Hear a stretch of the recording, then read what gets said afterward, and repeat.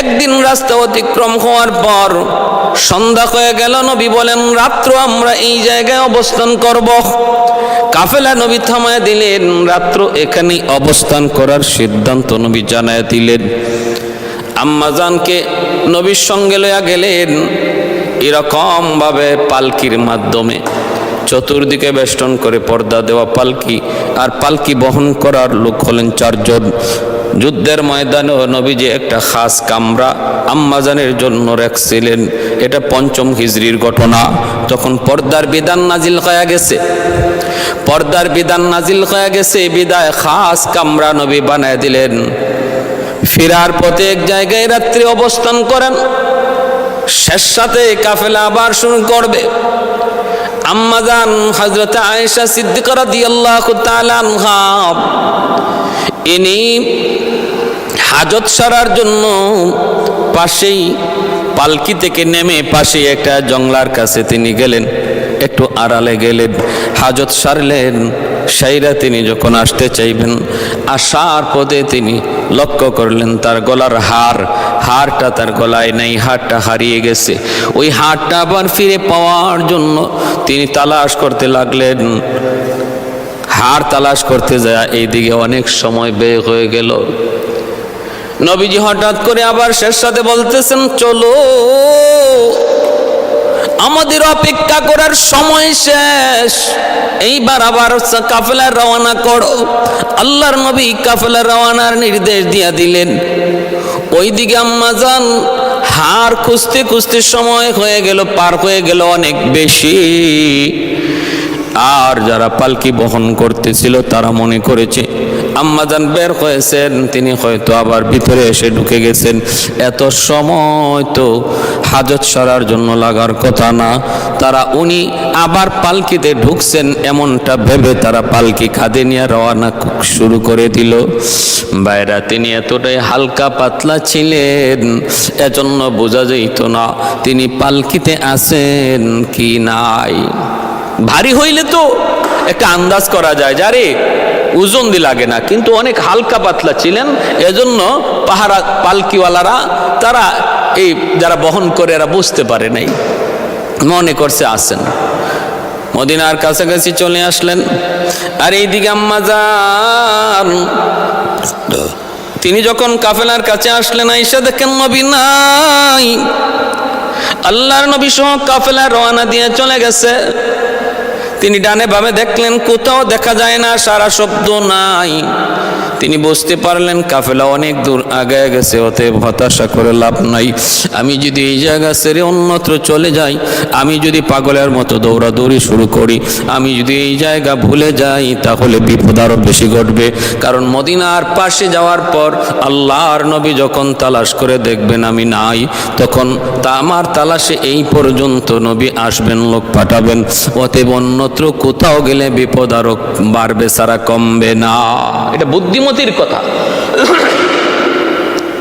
আল্লাহ পাক যে কি পরিমাণ বুদ্ধি দিয়েছিলেন, কি পরিমাণ বুদ্ধি ছিল, জ্ঞান ছিল, গরিমা ছিল, এটা এর প্রমাণ। আমরা হইলে ওই সময় হাই হুতাশ করতে করতে, হায় তুমি কই, হায় আমার লোক কই, হায় আমার আব্বা কই, হায় আমার আম্মা কই, কইয়া কইয়া যেখানে আসলে এখান থেকে আরো 5 মাইল দূরে গিয়া সে খুঁজতে থাকতো। আর এদিকে যে লোক হারাইছে এই লোককে জাগা মতো আইয়া তার কোনো বংশ পাইতো না। এটাই হলো হাই হুতাশ। ধৈর্যের বিপদের সময় যদি কেউ ধৈর্য না ধরে, বিপদের সময় যদি তার সুষ্ঠু জ্ঞান না থাকে, তাহলে এইভাবে বিপদ আরো বাড়তে থাকে।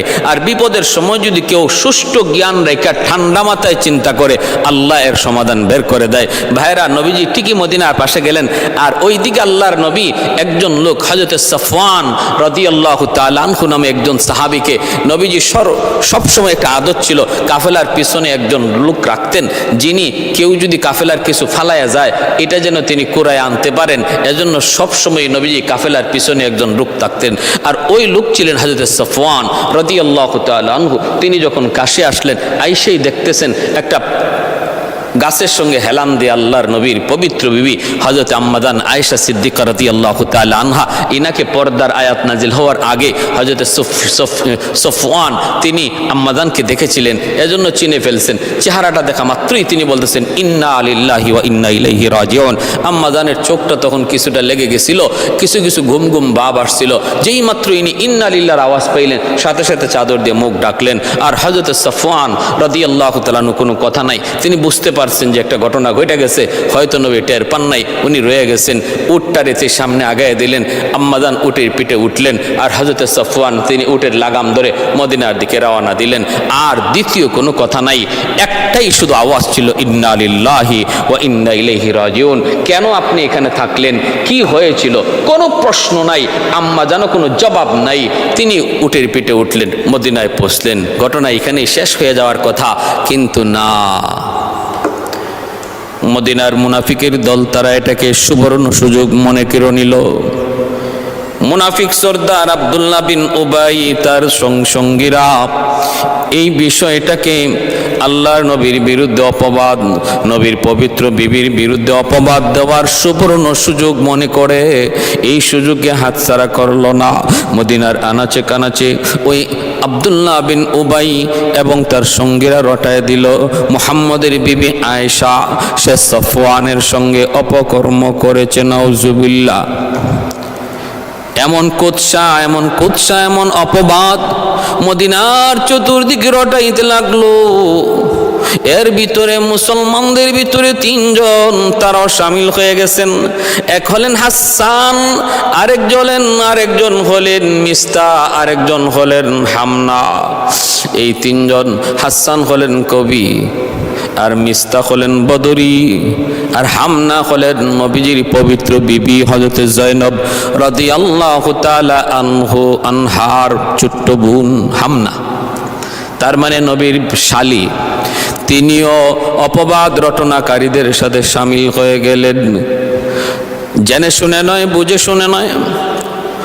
ভাইয়েরা, বন্ধুরা, ঘটনা এমন হয়ে গেল, আল্লাহর নবী চতুর্দিকে অপবাদের খবর নবীজি শুনতেছেন, আল্লাহ নবী শুনতেছেন, সাহাবায়ে কেরাম তারাও শুনতেছেন। কিন্তু নবীজি কেমন করে নিজেরে সহ্য করবেন, সামলাইবেন? আল্লাহর নবী তিনি দেখতেছেন মুসলমান তারা কিছু এর মধ্যে শামিল হয়ে গেছে। অপবাদ আর অপবাদ, নবী নীরব, আল্লাহর নবী নীরব, নিস্তব্ধ হয়ে গেলেন। এইবার নবীজি এর সমাধান কি করে করবেন নবী বুঝেন না। এটা জীবনের প্রথম, আল্লাহর নবী এমন একটা বিপদের মধ্যে জীবনের প্রথম পড়লেন, সমাধান কেমনি কি করবেন?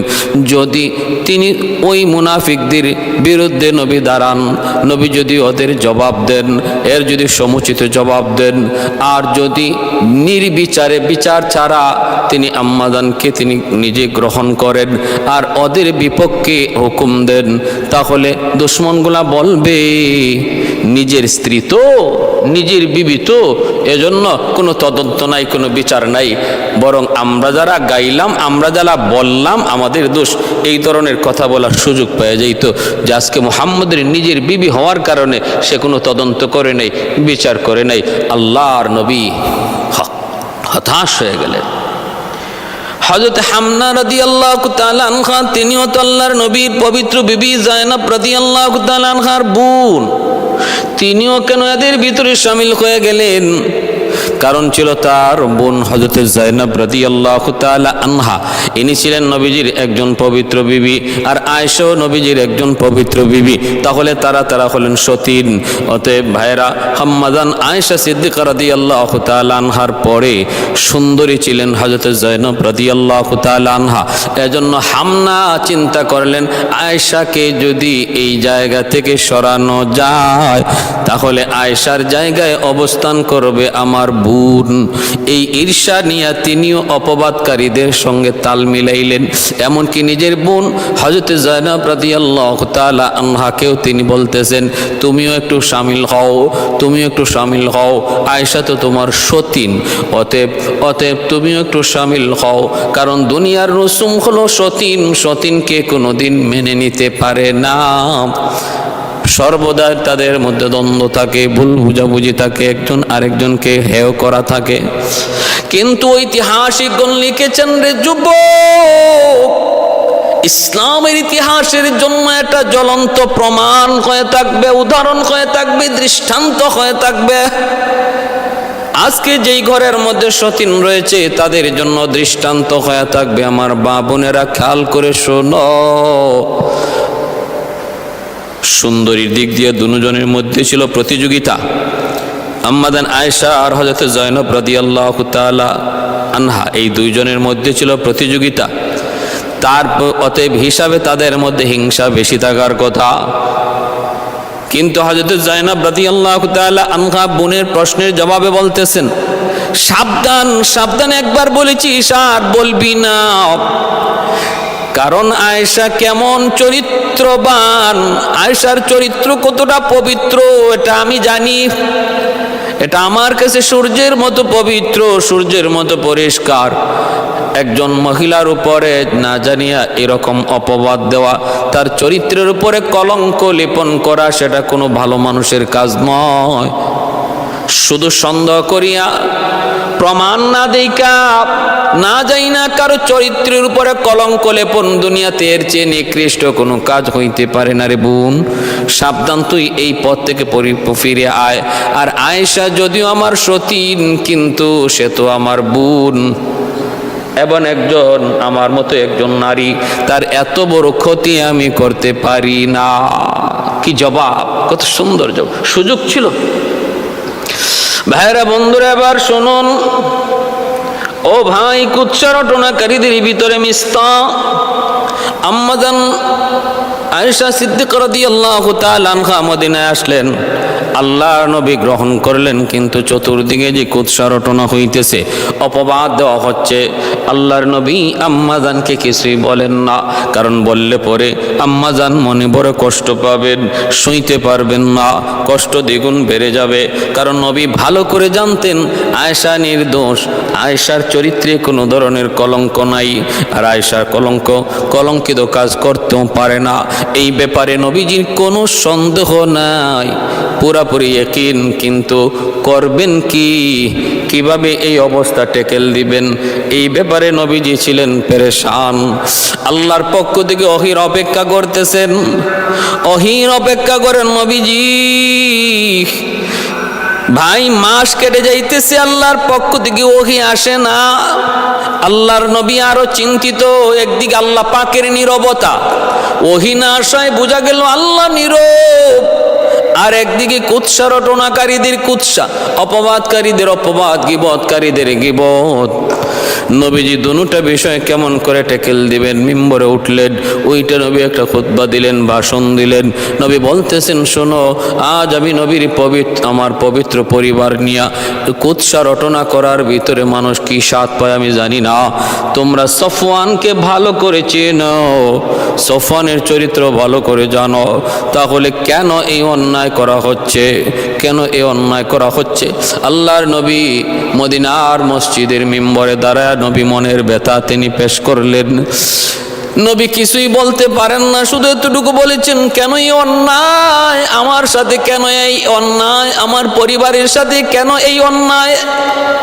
হঠাৎ করে আউস গোত্রের একজন নেতা হযরত উসাইদ রাদিয়াল্লাহু তাআলা আনহু, একজন সাহাবী, মদিনার প্রসিদ্ধ দুইটা গোত্র, একটা আউস আর একটা খাজরাজ। ওই আউস গোত্রের একজন আনসার সাহাবী উসাইদ রাদিয়াল্লাহু তাআলা আনহু খেপে গেলেন। খেপে তিনি বলতেছেন, নবী গো, অনুমতি দেন, যারা এমনটা করে আমরা গর্দান উড়ায় দেই। কিন্তু এই কথাটা বলা মাত্রই খাজরাজ গোত্রের লোকগুলা ওনার কথার প্রতিবাদ করলো। কারণ কুৎসা রটনাকারীদের আর ওই অপবাদকারীদের ভিতরে অধিকাংশই ছিল খাজরাজ বংশের লোক। এমনকি মুনাফিক সর্দার আব্দুল্লাহ বিন উবাই, সেও খাজরাজ। এরা প্রতিবাদ করলো। এক পর্যায়ে দুই গোষ্ঠী, যাদের সাথে পূর্ব থেকেই দ্বন্দ্ব ছিল, আল্লাহ নবী আয়েশা তাদের দ্বন্দ্ব মীমাংসা করে দিছিলেন, কিন্তু এই বিষয়ে তারা আবার যেন নিজেদের মধ্যে দ্বন্দ্বে জড়ায় যাওয়ার উপক্রম। আল্লাহর নবী কোনো রকম মীমাংসা করে দিলেন, কোনো রকম নবী মীমাংসা করে দিলেন। এই হচ্ছে মদিনার হালত। মদিনায় এমন চলতেছে, চারদিকে শুধু আনাগোনা, মুখে মুখে এক কথা, মুখে মুখে এক কথা বাতাসে ছড়ায় গেছে। আল্লাহর নবী আম্মাদান আয়েশা সিদ্দিকা রাদিয়াল্লাহু তাআলা আনহাকে কিছুই জানান না, কিন্তু আম্মাদান কিছুটা টের পেয়ে গেছেন কিছু না কিছু ঘটছে। কারণ নবীজি আগের মতো আল্লাহর নবী আম্মাদানের সাথে কথা বলেন না, আগের মতো নবীজি পাশে আইসা বসেন না, আগের মতো নবী হাসি তামাশা করেন না, একটু খুশ গল্প করেন না, সর্বদা চিন্তিত। আল্লাহ নবী সর্বদা চিন্তিত, এমনটা বুঝে আম্মাজান কিছুটা আঁচ করতে পেরেছেন। আল্লাহর নবীর ভিতরে পরিবর্তন কেন আসলো, কি জন্য আসলো, নবীজির পরিবর্তন কেন, আল্লাহর নবী আগের মতো না কেন, এই প্রশ্নটা মনের ভিতরে ঘুরপাক খাইতেছিল। একদিন জবাব পাওয়া গেলেন।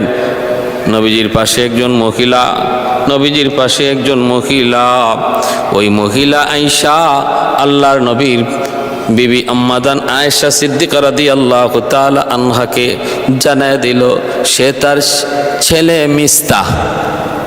ওই মিস্তার ব্যাপারে বলতেছে, নাম হলো বারিরা। বারিরা বলতেছে মিস্তা ধ্বংস হোক।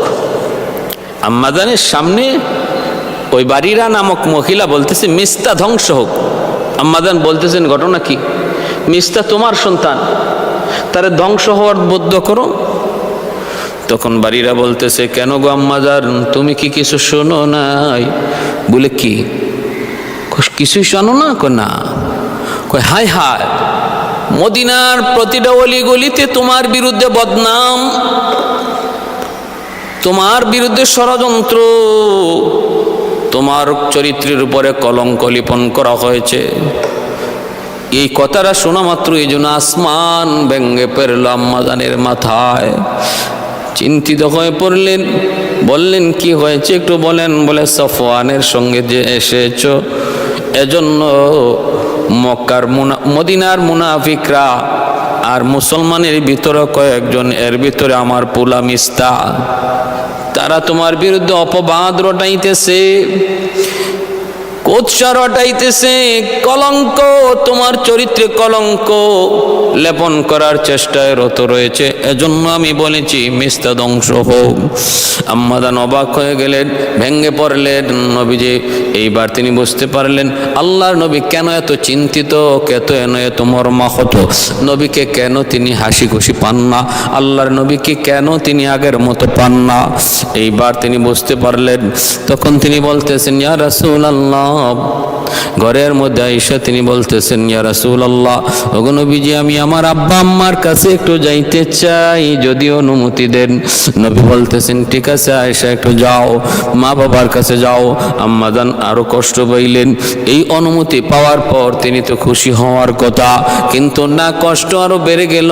কারণ তিনি জানতেন আল্লাহর নবীর কাছে কোনোদিন তিনি বাপ মার কাছে যাইতে এত তাড়াতাড়ি অনুমতি পান না। কারণ মহিলারা বাবার বাড়ি যাওয়ার অনুমতি স্বামীর কাছ থেকে এত তাড়াতাড়ি পায় না। কোনো না কোনো কিছু ঘটলে এমন হয়, বোঝা গেল ডাল মে কুছ কালা হয়।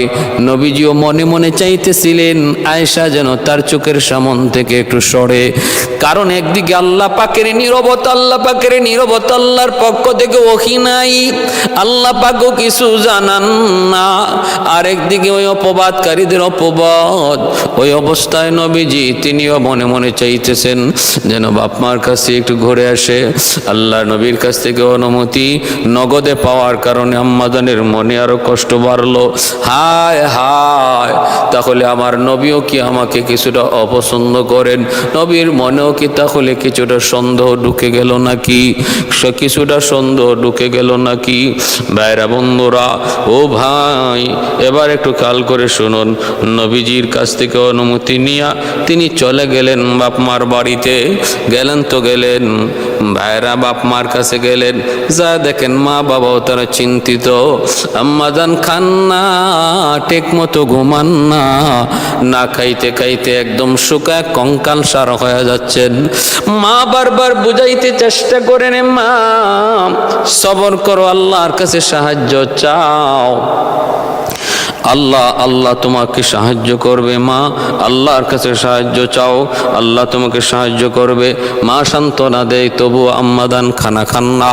খানা তো পেটের ভিতরে যায় না, যায় না, যায় না। কারণ একজন পুত পবিত্র একজন মহিলার চরিত্রে যখন কলঙ্কের দাগ দেওয়ার চেষ্টা করা হয়, দুনিয়াতে তার চেয়ে এর চেয়ে বড় কষ্টের, এর চেয়ে বড় নির্যাতন, এর চেয়ে বড় নির্যাতন আর কিছু হয় না। একজন চরিত্রবান পুত পবিত্র নারীর চরিত্রে যদি কলঙ্ক লিপন করে দেওয়া হয়, এর চেয়ে বড় আঘাত তার জীবনে আর কিছু হয় না। কেমন করে সইবেন? একদিকে আল্লাহর নবীর পবিত্র বিবি, আরেকদিকে মিথ্যা অপবাদ। সাধারণ কোনো নারী নয়, নবীর বিবি। মা যতই বুঝান মানেন না, সবর করতে পারেন না। একদিন আল্লাহর নবী নিজে এসে ঘরে ঢুকলেন। বাইরের ভিতরে নবীজি আবু বকর সিদ্দিক রাদিয়াল্লাহু তাআলা আনহুর পরামর্শ নিলেন। পরামর্শ আবু বকর সিদ্দিকের নয়, কারণ সিদ্দিকের মেয়ে তো বাবার মেয়ের কাছ থেকে পরামর্শ নিকি, বাবার কাছ থেকে কি পরামর্শ নিবি? হযরত ওমরের কাছ থেকে পরামর্শ নিলেন, ওসমান আলীর কাছ থেকে পরামর্শ নিলেন। তিনজনের এক কথাই, নবী গো কসম করে আমরা বলতে পারি আয়েশা নিষ্পাপ, আয়েশা নির্দোষ, কোনো দোষ থাকতে পারে না। এইবার হযরত আলী শুধু একটা কথা বাড়ায় বলছেন, নবী গো আমি কসম করে বললাম আম্মাদান আয়েশা নির্দোষ, কোনো সন্দেহ নাই। তবে ওনার আপনি যদি আরো অবার শিওর হতে চান, ইতমিনানে কলব হাসিল করতে চান, ওনার দাসীকে আপনি জিজ্ঞেস করেন। নবীজি আম্মাজানের দাসীকে ডাকলেন, ডাইকে বলেন, তুমি তো আয়েশার ঘরের কাম কাজ কর্মকর্তা, পার্সোনাল সেক্রেটারি ছিলা, তুমি তো তার ব্যক্তিগত ঘরের খবরও জানতা, বলো তো আয়েশার কাছে তুমি খারাপ কিছু জীবনে দেখছো নি? দাসী বলতেছে, নবী গো কসম আমি আমার জীবনে আয়েশার কাছে আমি বিন্দু পরিমাণ কোনো খারাপই দেখি নাই, পাই নাই। তবে একটা দোষ পেয়েছি গো নবী, একটা দোষ শুধু পেয়েছিলাম। বলে কি? আমি একদিন আটার খামির বানায়া আয়েশাকে বললাম, তুমি একটু পাশে বসো, আমি বাহির থেকে আসতেছি। এই বলে আমি বাহিরে গেলাম, কিন্তু উনি ঘুমায়া গেছে। পাশ দিয়া এই সুযোগে একটা ছাগল আইসা আটার খামির খেয়ে ফেলছে। আমি আইসা দেখি ছাগল আটার খামির খেয়ে ফেলছে। জিজ্ঞেস করলাম, ইনি কয়ে ঘুমায় পড়ছে। অতএব এতটুকু দোষ ছাড়া আমি আমার জীবনে কোনো দোষ দেখি নাই। আল্লাহর নবী রহমতের নবী সিদ্দিক আকবরের ঘরের ভিতরে যায় আয়েশার কামরায় ঢুকলেন। আম্মাদান আয়েশার কামরায় যায় নবী ঢুকলেন। ঢুইকে দেখেন আয়েশা কানতে কানতে আর না খাইতে খাইতে কঙ্কাল সার হয়ে গেছে। 1 মাস সময় কেটে গেল, ওহি আসে না। নবীও সিদ্ধান্ত জানেন না, ওহি আসে না। আল্লাহর নবী ঢুইকে বলতেছেন, আয়েশা, ও আয়েশা তুমি বলো, ও আয়েশা যদি তুমি কোনো দোষ করে থাকো তাহলে আল্লাহর কাছে তুমি ক্ষমা চাও, কারণ আল্লাহ পাক ক্ষমাশীল, আল্লাহ রহমান, আল্লাহ রহিম। যদি কোনো দোষ করে থাকো। এই কথাটা বলা মাত্রই আম্মাদানের কষ্ট, আম্মাদানের ব্যথা বলুন তো কমছে না আরো বাড়ছে? অনেক বেড়ে গেছে। আসমান মুহূর্তের ভিতরেই যেন মাথায় ভেঙে পড়ল। হায়, মানুষেরা আমাকে যতটা সন্দেহ করে করুক, কিন্তু আমার স্বামী তিনিও তো মনে হয় আমাকে কিছুটা সন্দেহ করেন, নতুবা তিনি কেন এমন কথা বলবেন? আয়েশা, যদি কোনো দোষ করে থাকো তাহলে আল্লাহর কাছে ক্ষমা চাও। নবীর মনেও তাহলে কি সন্দেহ? একজন পুত পবিত্র স্ত্রীর ব্যাপারে যদি তার স্বামী কোনো সন্দেহ করে, ওই স্ত্রীর দুনিয়াতে এর চেয়ে বড় কষ্টের আর কোনো বিষয় হতে পারে না। সইতে পারলেন না নবীর এই সন্দেহের কথাটা, উনি সইতে পারলেন না রে যুবক। আমার ভাই তিনি সইতে পারলেন না, অস্থির হয়ে গেলেন কাঁদতে কাঁদতে, আর বলতেছেন নবী গো আপনি এটা কি বললেন, ওগো নবী আপনি কি বললেন? তিনি বলতেছেন আমি জবাব দিতে পারবো না। মাকে বলতেছেন মা তুমি জবাব দিয়ে দাও।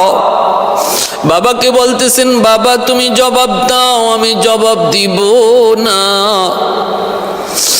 আম্মা জান আয়েশা সিদ্দিকা রাদিয়াল্লাহু তাআলা আনহার মাও কিছু বলেন না, বাবাও কিছু বলেন না, কারণ কি বলবেন, কারো কিছু কথা জবান দিয়ে বের হয় না। এত বড় অপবাদ, এত বড় অপবাদ কেমন করে সইবেন? বাপ মা দুজন একদম নির্বাক হয়ে গেলেন। বাইরা আম্মা জান এইবার বলতেছেন ইয়া রাসূলুল্লাহ, ওগো নবীজি আমি আয়েশা ছোট্ট মানুষ, আমার বুঝ কম, আমার বুঝ কম, তবে নবী গো আমি একটা কথা বলবো গো নবী, আপনি যে কথা বলছেন আমি যেন আল্লাহর কাছে ক্ষমা চাই যদি আমি দোষী হই। কসম কসম করে বলতে পারি ইয়া রাসূলুল্লাহ, এই ব্যাপারে আমি আল্লাহর কাছে বিন্দু পরিমাণ ক্ষমা চাইব না, এই ব্যাপারে আমি আল্লাহর কাছে ক্ষমা চাইব না, ক্ষমা চাইব না। কারণ আমি জানি আমি নির্দোষ, আমার আল্লাহও জানেন আমি নির্দোষ। একজন দোষী মানুষ তার দোষ অস্বীকার করা যেমন অপরাধ, একজন নির্দোষ মানুষ নিজেকে দোষী বলা সমান অপরাধ। আমি নির্দোষ, আমি যদি বলি আমি দোষ করেছি তাহলে আমি চরম অন্যায় করলাম, কারণ আল্লাহ জানেন আমি নির্দোষ। আমি যদি এই মুহূর্তে বলি আমি নির্দোষ, আল্লাহও জানেন আমি নির্দোষ, তাহলে আপনারা কেউ বিশ্বাস করবেন না, আমার মনে হইতেছে আপনারা বিশ্বাস করবেন না। আর যদি বলি আমি দোষী, হয়তোবা আপনারা বিশ্বাস করবেন, কিন্তু আমার আল্লাহ জানেন আমি নির্দোষ, আমি দোষ করি নাই। তাই এই মুহূর্তে আমার কিছুই বলার নাই, শুধু একমাত্র পয়গম্বর সৈয়দুনা ইউসুফ আলাইহিস সালামের বাবা উনি বিপদের সময় যে কথা বলছিলেন আমারও সেই কথা, ফাসবরুন জামিল ওয়াল্লাহুল মুস্তাআন আলা মা তাসিফুন। চরম বিপদের মুহূর্তে ইউসুফ আলাইহিস সালামের বাবা যে দোয়া বলছিলেন, যে সবর করেছিলেন আমিও সেই সবর করলাম।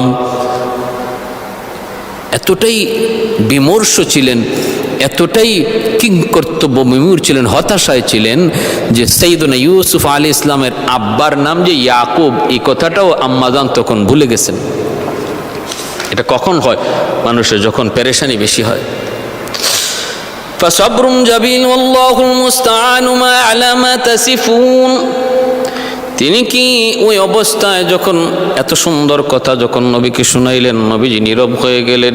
আল্লাহর নবী আর কোনো কথা বললেন না, নবীজি কথা বললেন না। মুহূর্তের ভিতরে দেখা গেল আল্লাহর নবীর কাছে ওহী নাজিল হওয়ার আলামত দেখা যায়, ওহী নাজিলের আলামত দেখা যায়। আম্মা জান আয়েশা সিদ্দিকা রাদিয়াল্লাহু তাআলা আনহার বাবা হযরত আবু বকর সিদ্দিক রাদিয়াল্লাহু তাআলা আনহু তিনিও পাশে দাঁড়ানো, আবু বকরের স্ত্রী আম্মা জানের মা দাঁড়ানো, তিনজন দেখতেছেন নবীজির চেহারা। আমার আঙ্গুল পড়ে গেছে চোখের নিচে, জল চোখের নিচে। এই কথাটা যে বলবো আমার মন মানে না, কারণ আপনাকে উঠে কষ্ট দিতে আমি রাজি না। শুধু এজন্য আমি আমার নিজের কষ্টটাকে আমি মেনে নিয়েছি। এতটা মহব্বত ছিল, এতটা ভালোবাসা ছিল, এতটা ভালোবাসা ছিল। আর নবীজিও এতটা ভালোবাসতেন। আম্মা জান আয়েশা সিদ্দিকা রাদিয়াল্লাহু তাআলা আনহা গ্লাসের যে জায়গা দিয়ে পানি পান করতেন, আল্লাহর নবীও ওই জায়গাতেই মুখ লাগায় পানি পান করতেন।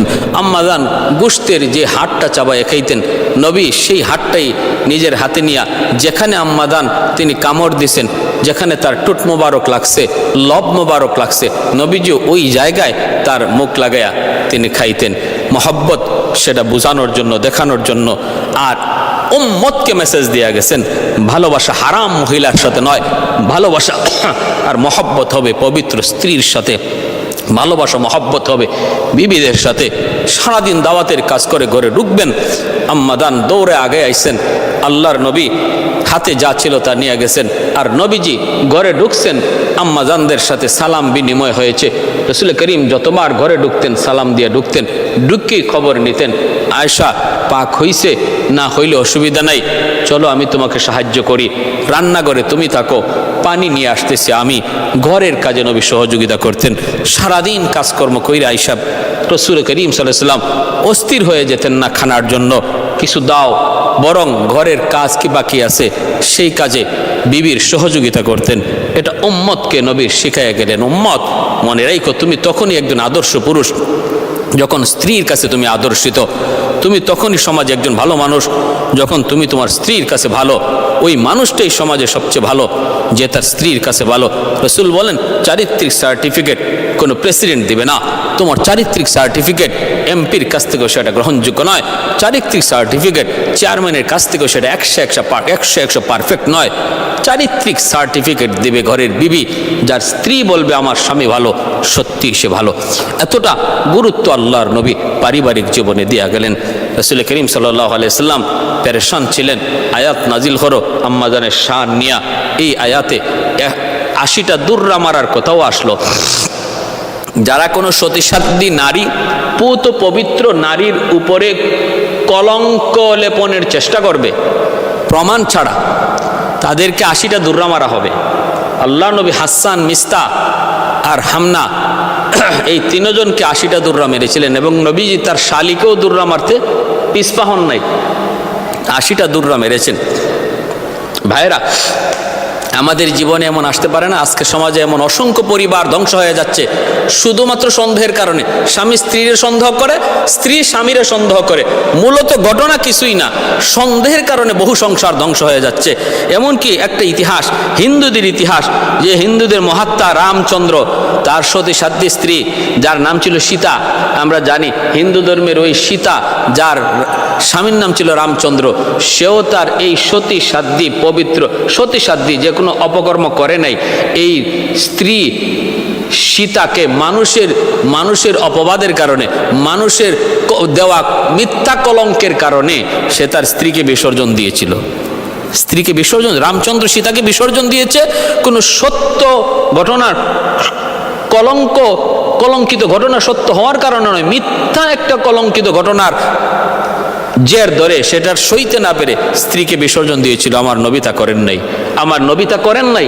নবীজি ধৈর্য ধরেছেন, অপেক্ষা করেছেন আল্লাহর সিদ্ধান্তের, আর ধৈর্যের ফল আল্লাহ দেখাইছেন। আম্মাজান আয়েশা সিদ্দিকা তিনিও অধৈর্য হয়ে যান নাই, তিনি অধৈর্য হয়ে এমন কোনো কাজ করে বসেন নাই যেটা আরো অপ্রীতিকর, যেটা ঘটনাকে আরো অন্যদিকে নিয়ে যায়, অথবা আত্মহত্যার পথ বেছে নিয়েছেন, এমন না। মা বোনদেরকে বলি, তোমার জীবনে এমন ঘটনা আসতে পারে যার থেকে মুক্তি পাওয়ার জন্য, যে অপবাদ থেকে মুক্তি পাওয়ার জন্য তোমার আত্মহত্যা করবার ইচ্ছা জাগতে পারে, কিন্তু মনে রাখবা আল্লাহ পাক এই ঘটনা কোরআনে নাজিল করে তোমাকে শিখাইছেন যে আম্মাদানের উপরে কি পরিমাণ মুসিবত তখন তার উপর দিয়া যাচ্ছিল। ওই অবস্থায় তিনি এত বড় জঘন্যতম পাপ করার বা এমন চিন্তা মাথায় আনেন নাই, সবর করেছেন, সর্বদা আল্লাহর সাহায্য চেয়েছেন, আল্লাহর সাহায্য এসেছে, বিজয় তার পক্ষে এসেছে, সত্য তার পক্ষে ছিল। আর আল্লাহর নবীও সবর করেছেন, আম্মাদান আয়েশার ব্যাপারে চূড়ান্ত সিদ্ধান্ত নেন নাই, তিনি সবর করে করে সিদ্ধান্তে উপনীত হয়েছেন। জয় হয়েছে আল্লাহর নবীর, জয় হয়েছে ইসলামের, জয় হয়েছে আম্মাদান আয়েশা সিদ্দিকার। প্যারে হাজিরিন, এজন্য আসুন আল্লাহ পাক আমাদের এই ঘটনা থেকে দুশ্মনরা যে তার চরিত্রে এই কলঙ্ক লেপন করার চেষ্টা কইরা সফল হয় নাই, বরং সত্যের জয় হয়েছে, মিথ্যার পরাজয় হয়েছে, এর থেকে আমরা সবক নেই। আমরা কোনোদিন মিথ্যার পক্ষে থাকবো না, মিথ্যার আশ্রয় নিব না, সর্বদা সত্যর উপরে থাকবো। আস-সিদকু ইউনজি ওয়াল কিযবু ইউহলিক। শেষ।